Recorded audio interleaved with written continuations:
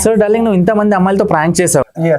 So ఈ అమ్మాయిని select చేసుకోవడానికి రీజన్ ఏంది? నువ్వు యాక్చువల్లీ సినిమా మొదలు పెట్టాను. నేను సినిమా మొదలు పెట్టినప్పుడు గోవాకి వెళ్ళి కథ రాసుకున్నాం, వచ్చాం.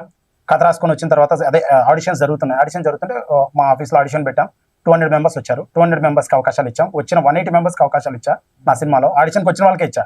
ఇందులో ఏ కాస్టింగ్ లేదు, కొత్త వాళ్ళే అందరూ. సో హీరోయిన్ కావాలి. హీరోయిన్ తెలుగు ఓరియంటెడ్ బస్తీపోరి టైప్ ఆఫ్ గర్ల్ కావాలి, like very local, like that sort of girl కావాలి. మేము ఎదుగుతున్నాను. చాలా మంది తెలుగు వాళ్ళు వచ్చారు, కొత్త వాళ్ళు వచ్చారు.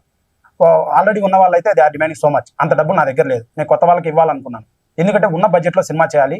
ఇంకోటి ఏంటంటే నేను ఏ ప్రొడ్యూసర్ని మోసం చేయలేదు. ప్రొడ్యూసర్ని నెత్తిన చేయబెట్టి వాటితో సినిమా తీపిచ్చి ఆ నెత్తిన గుడ్డేపించి అని పంపించి కాకుండా నా నెత్తిన నేను చేయి పెట్టుకున్నా సినిమా తీయాలని. Why? Because I believe in my work. ఎందుకంటే నేను సంపాదించాను. ఇంకోటి ఏంటంటే చాలా మంది యాక్టర్స్ ఉంటారు, వాట్ దే డూ, వాళ్ళ మనీ వాళ్ళు సేఫ్గా పెట్టుకుంటారు. కార్లు, బంగ్లాలు, రిచ్, దే ఆర్ హ్యాపీ. ప్రొడ్యూసర్ని సంకనాకి ఇస్తారు. నీకు అర్థమవుతుందా? They won't work. నిజం చెప్తాను, నేను చాలా బాధపడ్డా. కష్టపడే ఆర్టిస్టులకు అవకాశాలు ఇవ్వట్లా ప్రొడ్యూసర్స్. ఎవరైతే డిమాండ్స్ పెట్టి, ఎవరైతే వాళ్ళ కంఫర్ట్ జోన్ బయటికి రాకుండా so much of money invest చేపించి అటువంటి వాళ్ళకి అవకాశాలు ఇస్తున్నారు. నేను మాకు ఒక కార్ వ్యాన్ కూడా లేదు. We can offer, I have money, but నేను పెట్టుకోలేదు. Why? Because we want 6 o'clock shot పడాలంటే 6 o'clock షార్ట్ పడాలి, తప్పకుండా పడాలి. అలానే వర్క్ చేయాలి, otherwise film won't come well నా ప్రకారం. సో ప్రొడ్యూసర్ నాశనం అవుతాడు. నేను కొత్త, నేను నాపై రూపాయి టికెట్ దిగదు. ఉదాహరణ చెప్తున్నా, సినిమా బాగుంటే తప్ప. సో నేను ఎలా చేయాలి? అప్పుడు have to be very careful.